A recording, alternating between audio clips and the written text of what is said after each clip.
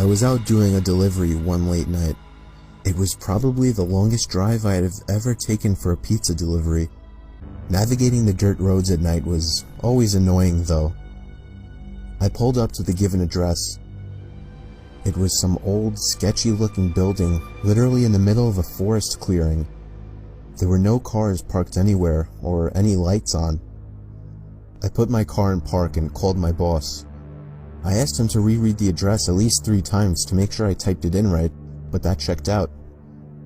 I could tell he was in a really bitchy mood, and he told me to at least knock on the door and check it out. There was no doorbell, so I just knocked really hard.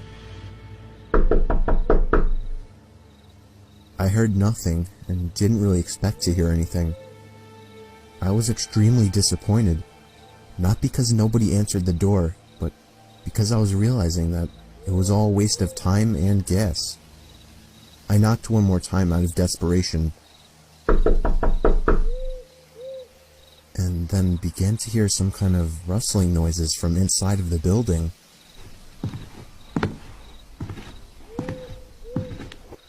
I knocked again and yelled that I was the pizza guy. There was silence now.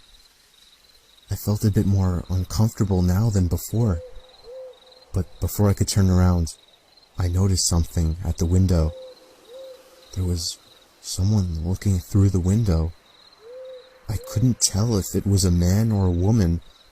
All I noticed were their eyes. Their eyes were open wider than I knew possible, staring intently at me. I was disturbed enough by this and dropped the pizzas and ran back to my car. The shitty thing wouldn't start until turning the key for the 3rd time.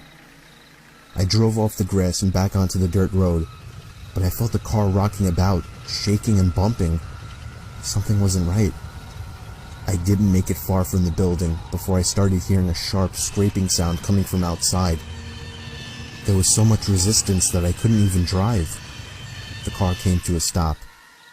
I got out of the car to check what the hell was wrong. A chill ran up my spine as I began to feel like my heart was constantly skipping beats. My tires had been slashed and had completely fallen off the rim. Not just the front though. All 4 tires were slashed. I realized somebody did this when I was knocking on the door to that building. Instead of running, I got back in the car and locked the doors. I was so close to that building, I could practically see it from where I was, if it weren't for the trees blocking the view. I dialed 911 and explained everything to the operator. She told me the cops would be over as soon as possible and that I need to stay hidden. I asked her if it was advisable to stay in the car or run, and she told me it would be best to stay in the car with the door locked. She asked me to stay on the line with her until the cops arrived. My whole body was shaking. In all directions, there was nothing but dark, seemingly endless forest. I knew it would take forever for the cops to get there. I was not comfortable with sitting in that car so close to whoever did this. The next part, though, is what utterly destroyed me. It still shakes me to this day, and I hope nobody ever has to experience this kind of fear. As I was scanning all the windows, making sure nobody was outside, I looked in the rearview mirror, and there was the same person I saw at that window. Eyes open wider than ever. I could see now that it was a woman, and I could ever so slightly see a smile begin to spread across her face.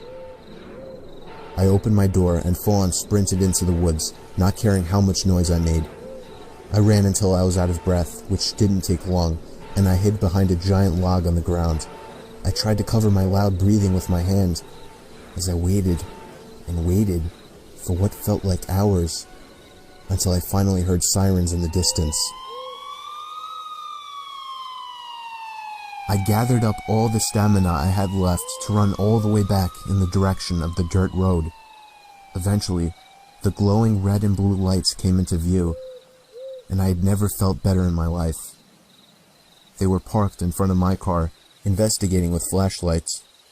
I came out yelling at them like a lunatic to help me. I fell to the floor and started to gag, almost throwing up from running so much.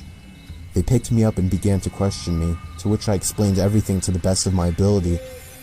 One of the 2 cars drove over to the building, and the 2 officers began to search the building.